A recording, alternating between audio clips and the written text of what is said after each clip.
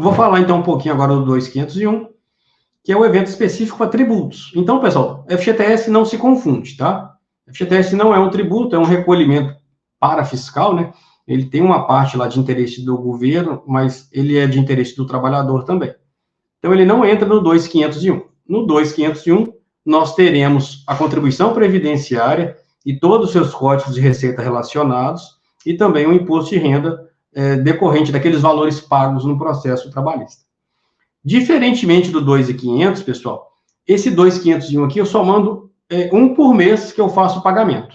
O evento 2.500 é um por trabalhador, é um único por trabalhador. Saiu uma decisão para o trabalhador, eu tenho que transmitir um 2.500.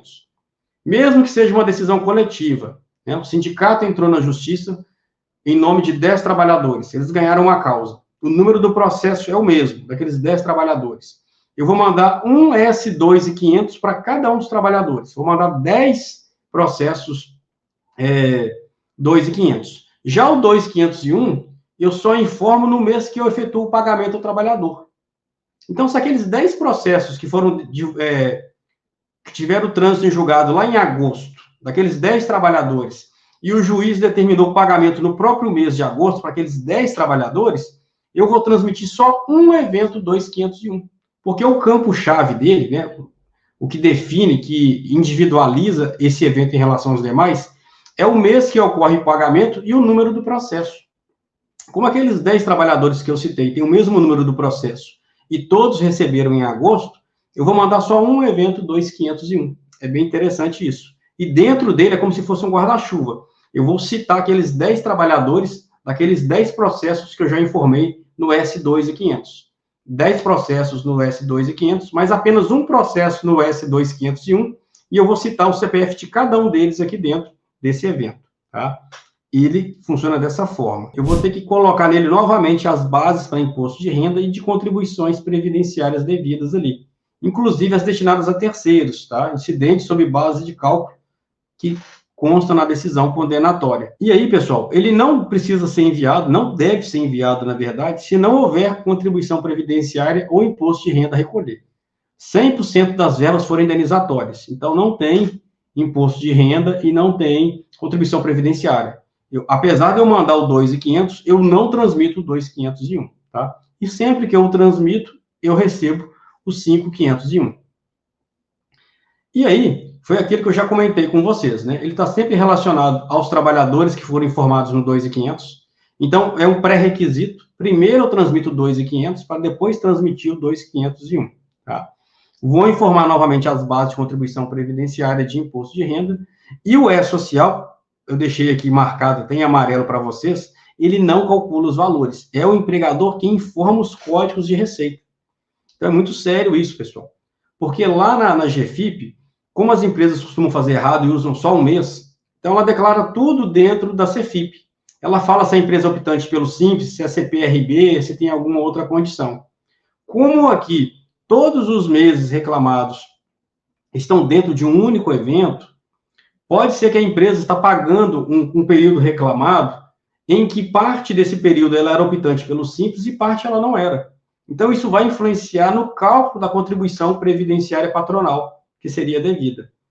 Então, tem que ter muito cuidado, porque o E-Social, ele se absteve, ele não faz esse cálculo. É a empresa que informa a base de cálculo e, ao mesmo tempo, informa qual é o valor do tributo, o código de receita específico. Por isso que é bom ter um bom sistema de gestão de folha para que ele faça isso, né? Já tenha todos os parâmetros registrados lá, e aí quando você registrar uma reclamatória trabalhista, a empresa já vai ver lá, olha, em janeiro de 2022 ela era optante pelo Simples. Então, o seu sistema já vai calcular não vai calcular a contribuição previdenciária patronal, porque o optante pelo Simples não teria esse valor a pagar. Ele já paga tudo numa taxa única lá, apesar de ter que calcular o valor do trabalhador, da contribuição previdenciária. Então, tem muitas variáveis nisso aí. E aí, pessoal, cabe destacar que todos os valores do período reclamado vão ter encargos, tá? Então, a decisão saiu lá em agosto. Eu vou pagar em agosto para não pagar encargo nenhum. Mas quando você declara, apesar da decisão ter saído em agosto, eu estou pagando o período de janeiro a dezembro de 2022. Então, aquele valor de contribuição previdenciária de janeiro de 2022, o sistema vai calcular encargos até hoje, para você pagar, tá? Até agosto de 2023. O de fevereiro, a mesma coisa. O de março, a mesma coisa. Então, os encargos são devidos, sim, sempre foram, mas as empresas declaravam de uma forma que não pagavam encargos sobre esses valores, né? Agora, isso não vai conseguir fugir, tá? E aí, com relação à contribuição do segurado, né? Vou fazer uma retenção, um código de receita para reter a contribuição do trabalhador, contribuição do empregado. Eu tenho que considerar salários pagos anteriormente para apuração de alíquotas. A gente tem aquela escadinha, 7,5%, 9%, 11%, 14%.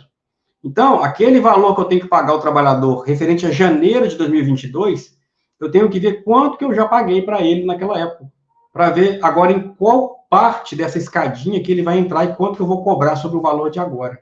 Ah, se o trabalhador já pagou sobre o teto lá atrás, eu não vou reter um novo valor dele agora. Isso tudo está explicado lá no artigo 74 da IN 2110 da Receita. Com relação à contribuição patronal, né? Contribuição previdenciária patronal, a CPP. Tem condições especiais que tem que verificar em cada um dos períodos que eu estou pagando ao trabalhador, tá? Períodos de referência que foram reclamados. Por exemplo, se ela recolhia sobre a receita bruta, se ela era optante pelo Simples, se é um produtor rural, se é um MEI, se é um clube de futebol, se é uma entidade isenta, isso tudo vai interferir nos valores a recolher, tá? E aí o artigo 20 lá da IN 2053 da Receita, ele fala o seguinte: será aplicada a legislação vigente na época da prestação dos serviços.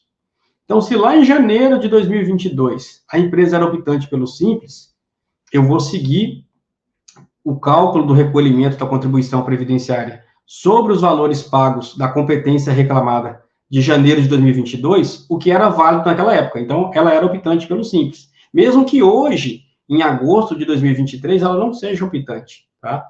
Então, é complexo isso mesmo. Ela vai ter que olhar. GILRAT, identificar a atividade preponderante em cada mês que houve a prestação de serviço. E aí vai considerar o FAP publicado anualmente. É 2022? Vou considerar o FAP lá de 2022. FPAS, né? Valor para pagar de terceiros. Vou lá na tabela 29 do E-Social e vejo qual é o FPAS, para quais terceiros que eu vou ter que pagar e as alíquotas respectivas. Então, é complexo, ele exige muito de você. Você precisa de ter um bom sistema de gestão de folha para fazer esse cálculo e automatizar a vida da empresa. Porque se deixar para você calcular na mão, professor, não vai dar certo, não.